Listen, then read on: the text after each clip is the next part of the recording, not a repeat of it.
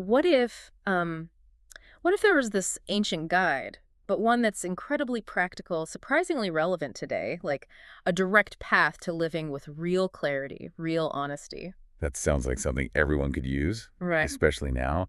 And yeah, that's exactly what we're diving into today. This deep Uh, dive, it's all about, well, profound self-reflection, ethical conduct. We're drawing these timeless insights from a really specific ancient Buddhist text, the Cūḷarāhulovādasuttaṃ Sutta. Right, and this one's pretty unique because it's Bhagava, that means the Blessed One, the Buddha, teaching his own son, Rahula, directly. Exactly. And it's packed with these vivid analogies, these images that just stick with you. So what's our goal here? What are we trying to unpack for you listening? Our mission today is really to unpack this timeless framework he provides. It's for looking at our actions, physical, verbal, even mental. Okay. And not just before we act, but during the action and after we've done it. We'll explore why, complete honesty is laid out as the absolute foundation for a meaningful life. It sounds like these ancient principles could be a kind of shortcut, maybe. Not just to knowing stuff, but to being really intentional. That's a great way to put it. Deeply intentional about how you actually live day to day. Okay, let's get into the sutta itself then. It starts with Bhagava going to see Rahula. Rahula does the respectful thing, prepares a seat, gets some water for him. Right, a simple, everyday kind of scene. But Bhagava uses this simple moment to teach something incredibly powerful about lying, about the weight of a lie. What's the first image he uses? Well, he takes the water vessel, and there's just this tiny bit of water left in it. Oh. Almost nothing. Okay. He shows it to Rāhula. Mm-hmm. He says, so little Rāhula is the recluse ship. You can think of that as like spiritual integrity, maybe moral virtue, Got it. Integrity. of those who have no shame about intentionally telling a lie. It's just so immediate, that connection. A tiny lie or lying without shame, and bam, your inner core, your integrity is diminished. Just like that tiny bit of water. Wow. And he doesn't just stop there with that little bit of water left, does he? He kind of hammers the point home. Oh, absolutely. He then takes that tiny bit of water and just pours it out, discards it completely. Okay, just throws it away. Yeah. And the insight. So discarded Rāhula is the recluse ship of those who have no shame about intentionally telling a lie. It's pretty stark. Discarded, like worthless. Exactly. It suggests your whole foundation for truth, for integrity, it's just gone, tossed aside, because of that deliberate, shameless lie. And somehow the imagery gets even stronger after that. It really does. Oh. Next, he takes the now empty vessel and turns it upside down, overturns it. Right. So overturned, Rāhula, he says, is the recluse ship of those who have no shame about intentionally telling a lie. The vessel, which could hold virtue, is now useless. It can't hold anything. It's flipped over. Incapable. Wow. And there's one final image. The final one, yeah. He turns the vessel back upright, but shows Rāhula it's completely empty. Dry. Utterly empty. So empty, Rāhula, he says, is the recluse ship of those who have no shame about intentionally telling a lie. So you see the progression. Little, then discarded, then overturned, then just empty. Yeah, it's a powerful sequence. It really paints this picture of how a deliberate lie, especially when you feel no shame about it, doesn't just affect others, it fundamentally hollows you out, leaves you empty inside. That idea of internal erosion, that's chilling. So after delivering such a heavy warning about honesty, what does Bhagava say next? What's the follow-up? He gives a very direct instruction. He tells Rāhula, therefore, Rāhula, you should train yourself. I will not speak a lie, even in jest. Even in jest, so even joking lies. Exactly. It emphasizes that even lies that seem small or harmless, they still carry weight. They still chip away at that inner integrity. There's really no such thing as a harmless lie from this perspective. Okay. And Bhagava seems to really double down on this whole idea, this connection between lying and, well, losing everything, with another big analogy, right?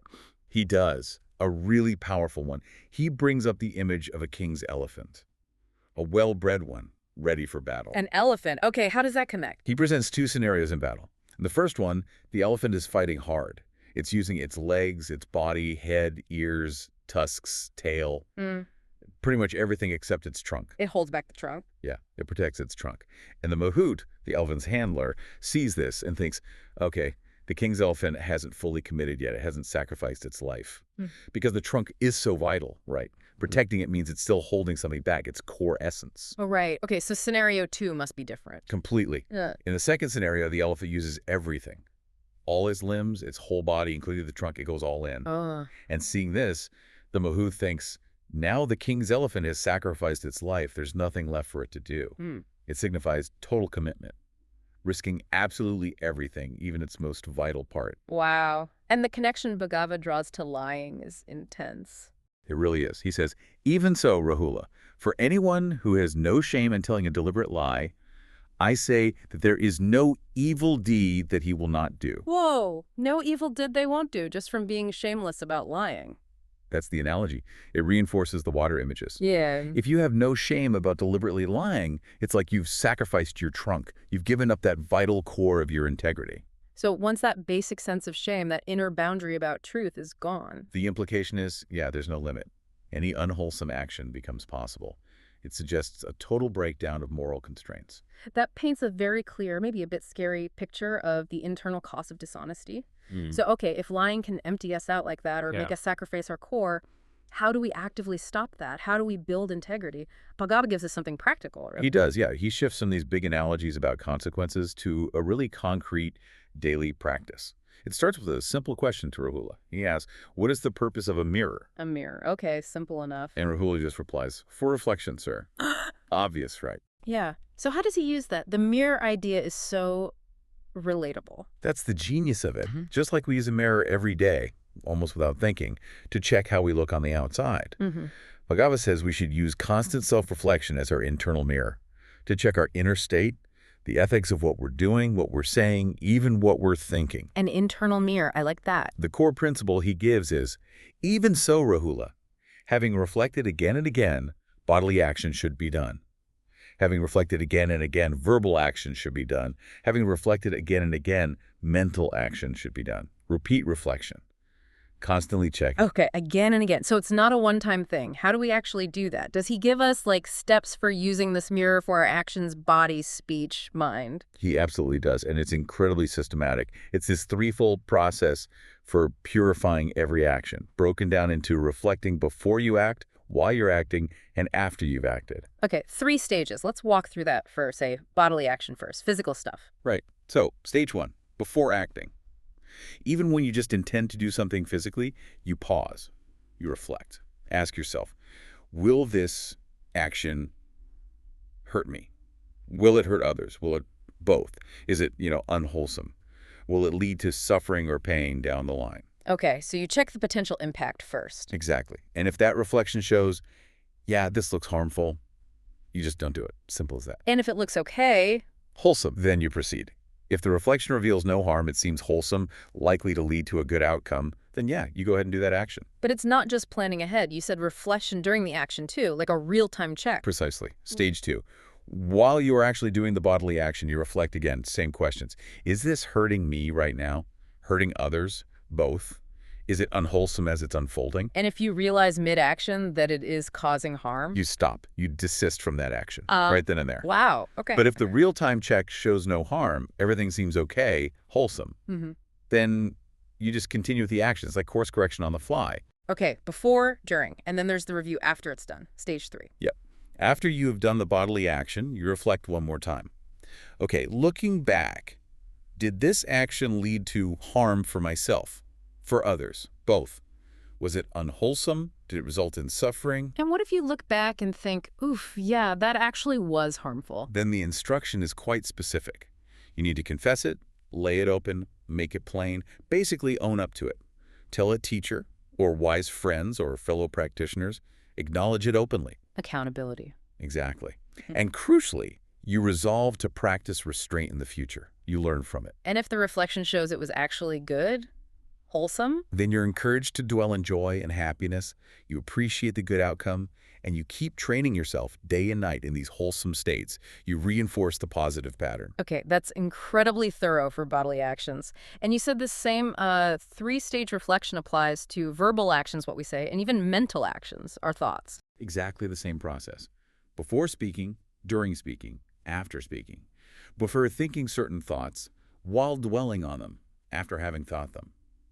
You ask the same core questions about harm to self, harm to others, harm to both, and wholesomeness versus unwholesomeness. The same questions apply even to thoughts. That's deep. It is. The only slight difference is in the after stage for harmful mental actions. Oh, what's the difference there? For harmful thoughts, after you recognize them, instead of confessing outwardly, the instruction is more internal. You should feel revulsion, shame, and disgust for that kind of thinking. An internal reckoning. Yeah, a strong internal aversion. And then, just like with bodily and verbal actions, you resolve to practice restraint in the future. You commit to not cultivating those harmful thoughts again. Got it.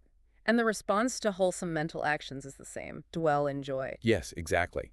If the reflection shows your thoughts were wholesome, leading to well-being, you dwell in that joy and happiness and keep training yourself in those positive mental states. What strikes me is this isn't just about avoiding bad stuff. It's equally about actively cultivating the good. Absolutely. It's a continuous feedback loop. It builds self-awareness, it demands personal responsibility, and it maps out a path to genuine, lasting well-being. It really puts the tools in your hands to be your own ethical guide, constantly. And Bhagavad makes it clear this isn't some, secret technique just for Rāhula or monks back then. Right. He universalizes it. He does.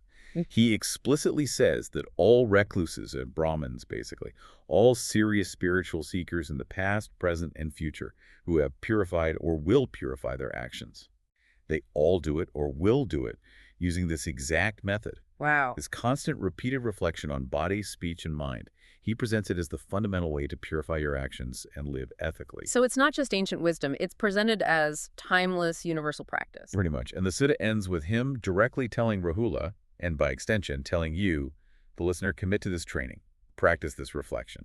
It's really a powerful call to action, isn't it? A testament to just how much power lies in deliberate self-examination. It really is. It's quite remarkable how this ancient text gives us such a clear, practical framework for building integrity today. Those water and elephant analogies, they just drive home the impact of honesty, how it connects right to our core. Yeah, they really stick with you. And the mirror analogy, it's so simple, but it makes the whole practice feel accessible. It gives you this incredibly relevant toolkit for just navigating your daily choices.